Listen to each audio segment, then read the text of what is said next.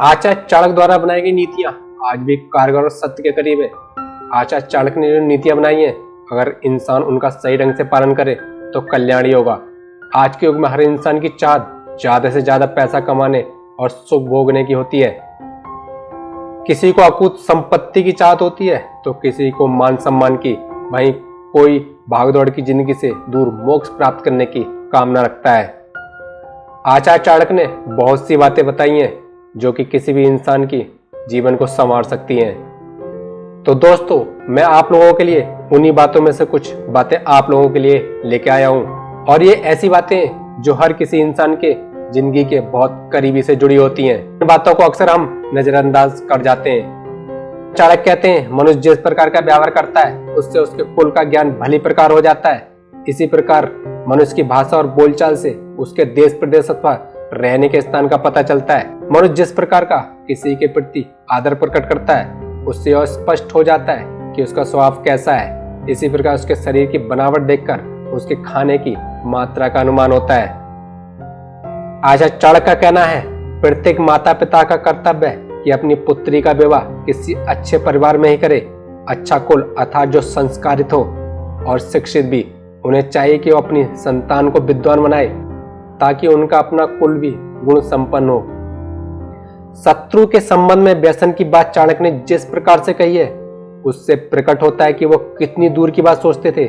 आज भी देखने में आता है कि बहुत से पड़ोसी देश अपने विकास में लगे हुए देशों को मार्ग से भटकाने के लिए लोगों में धन का लालच पैदा करके उन्हें नशीले पदार्थों के व्यापार में लाने का प्रयत्न करते हैं। आज पहले सी परिस्थितियां नहीं रही हैं। परस्पर युद्ध की संभावना बहुत कम हो गई है, इसलिए दूसरे देश को कमजोर बनाने के लिए विभिन्न प्रकार के हथकंडे अपनाए जाते हैं। नशे की लत में एक बार फंसने पर निकलना कठिन होता है। व्यसनी व्यक्ति मानसिक रूप से कमजोर हो जाता है और ऐसा शत्रु यदि जीवित भी रहे तो कोई अंतर नहीं पड़ता। मित्र को सदैव श्रेष्ठ कार्यों की ओर प्रेरित करते रहना चाहिए। दुष्ट व्यक्ति सांप से भी अधिक हानिकारक होता है। सांप तो आत्मरक्षा के लिए आक्रमण करता है, परंतु दुष्ट व्यक्ति अपने स्वभाव के कारण सदैव किसी न किसी प्रकार का कष्ट पहुंचाता ही रहता है। इस प्रकार दुष्ट व्यक्ति सांप से भी अधिक घातक होता है। आचार्य चाणक्य का मानना था, राजा लोग अथवा राजपुरुष राज्य के महत्वपूर्ण पदों और स्थानों पर उत्तम कुल वाले व्यक्तियों को ही नियुक्त करते हैं, क्योंकि उनमें उच्च संस्कारों तथा अच्छी शिक्षा के कारण एक विशिष्टता होती है जो राजा के हर काम में सहायक होते हैं। वे उनकी उन्नति के समय अथवा सामान्य माध्यम स्थिति में तथा संकट आने के समय भी साथ नहीं छोड़ते। इन व्यक्ति अवसरवादी नहीं आदर्शवादी होता है। यदि इस बात को आज के संदर्भ में देखा जाए तो स्वार्थी और नीच कुल के व्यक्ति ही अपना स्वार्थ सिद्ध होने पर दल बदल कर लेते हैं और अपने दल का साथ छोड़ देते हैं। परोक्ष रूप से चाणक्य लोगों को सचेत करना चाहते हैं कि सहयोगियों का चुनाव करते समय कुल और संस्कारों का विचार अवश्य करना चाहिए। विशाल सागर बहुत गंभीर रहता है, परंतु चाणक्य धैर्यवान गंभीर व्यक्ति को सागर की अपेक्षा श्रेष्ठ मानते हैं। प्रलय के समय सागर अपनी सारी मर्यादा भूल जाता है, अपनी सभी सीमा तोड़ देता है और जल थल एक हो जाता है, परंतु श्रेष्ठ व्यक्ति अनेक संकटों का सहन करता है और अपनी मर्यादा कभी पार नहीं करता। मूर्ख व्यक्ति से दूर ही रहना चाहिए, क्योंकि मनुष्य दिखता हुआ भी वह दो पैरों वाले पशु के समान है। वह सज्जनों को उसी प्रकार का कष्ट पहुंचाता रहता है जैसे शरीर में चुभा हुआ कांटा शरीर को निरंतर पीड़ा देता रहता है। कांटा छोटा होने के कारण अदृश्य हो जाता है और शरीर में धंस जाता है। मूर्ख की भी यही स्थिति है, वह भी अनजाने में दुख और पीड़ा का कारण बनता है। अक्सर लोग मूर्ख की ओर ध्यान भी नहीं देते, वे उसे साधारण मनुष्य ही समझते हैं। आचार्य चाणक्य का मानना था कि यदि किसी व्यक्ति ने अच्छे कुल में जन्म लिया है और देखने में भी उसका शरीर सुंदर है, परंतु यदि वह भी विद्या से हीन है तो उसकी स्थिति भी ढाक के उसी फूल के समान होती है जो गंध रहित होता है। ढाक का फूल देखने में सुंदर और बड़ा होता है, परंतु जब लोग यह देखते हैं कि उसमें किसी प्रकार की सुगंध नहीं है तो वे उसकी उपेक्षा कर देते हैं। ना तो वह किसी देवता के पूजन पर चढ़ाया जाता है और ना ही साज श्रृंगार में उसका प्रयोग किया जाता है। इनके कहने का मतलब यह है कि व्यक्ति का सौंदर्य उसके गुणों में छिपा रहता है।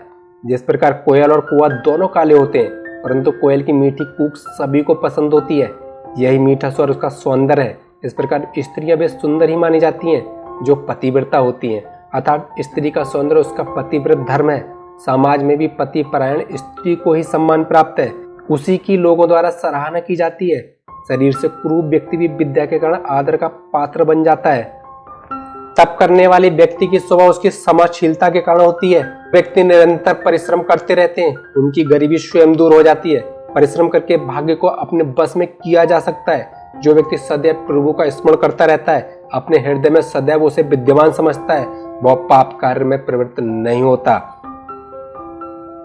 आचार्य चाणक्य ने एक बात बहुत अच्छी कही है कि मौन रहने से लड़ाई झगड़ा नहीं होता, अर्थात विवादों का समाधान है मौन। यह बात जीवन के सभी पक्षों पर लागू होती है। जो व्यक्ति सावधान रहता है, सतर्क रहकर अपने कार्य करता है, उसे किसी भी प्रकार के भय की आशंका नहीं रहती है। जिस व्यक्ति को आलस, असावधानी और गलतफहमी में रहने की आदत है, उसे हर स्थान पर हानि उठानी पड़ती है। उसका ना तो आज है और ना कल। प्रत्येक कार्य की एक सीमा होती है, जब उसका अतिक्रमण हो जाता है तो व्यक्ति को कष्ट उठाना पड़ता है। सीता अत्यंत रूपवती थी, इसी कारण उसका अपहरण हुआ। इसी प्रकार रावण यद्यपि अत्यंत बलवान और समृद्ध राजा था, परंतु अभिमान की सभी सीमाएं लांघ गया। परिणाम स्वरूप उसे अपने स्वजनों के साथ मौत के घाट उतरना पड़ा। राजा बलि के संबंध में सभी जानते हैं कि वह अत्यंत दानी था। उसके दान के कारण जब उसका यश सारे संसार में फैलने लगा तो देवता लोग भी चिंतित हो उठे। भगवान विष्णु ने वामन का अवतार लेकर उससे 3 पग धरती दान में मांगी। बलि के गुरु शुक्राचार्य ने उसे सावधान भी किया, परंतु बलि ने उनकी बात न मानकर वामन बने विष्णु की बात मान ली और भगवान ने 3 पगों में धरती, स्वर्ग और पाताल तीनों लोगों को नापकर बलि को भिखारी बना दिया। इन सब उदाहरणों का भाव यही है कि अच्छाई भी एक सीमा से आगे बढ़ जाती है तो वह बुराई यथार्थ हानिकारक बन जाती है। लोग उसका लाभ उठाते हैं, इसलिए कहा गया है कि अति न करो। आचार्य चाणक्य ने पुत्र के बारे में भी एक बहुत अच्छी बात कही है। आचार्य चाणक्य का मानना था 5 वर्ष की आयु तक पुत्र से प्यार करना चाहिए। इसके बाद 10 वर्ष तक उसकी ताड़ना की जा सकती है और दंड दिया जा सकता है, परंतु 16 वर्ष की आयु में पहुंचने पर उससे मित्र के समान व्यवहार करना चाहिए। उनका मानना था 5 वर्ष की आयु तक बच्चे के साथ लाड़ दुलार करना चाहिए, क्योंकि इस समय सहज विकास से गुजर रहा होता है। अधिक लाड़ प्यार करने से बच्चा बिगड़ ना जाए, इसलिए 10 वर्ष की आयु तक उसे दंड देने की बात कही गई है। उसे डराया धमकाया जा सकता है, परंतु 16 वर्ष की आयु तक पहुंचने पर उसके साथ इस प्रकार का व्यवहार नहीं किया जा सकता है। उस समय उसके साथ मित्र जैसा व्यवहार करना चाहिए, क्योंकि तब उसका व्यक्तित्व और सामाजिक अहंग विकसित हो रहा होता है। मित्र का अर्थ है उसे यह महसूस कराना कि उसके परिवार में महत्वपूर्ण भूमिका है।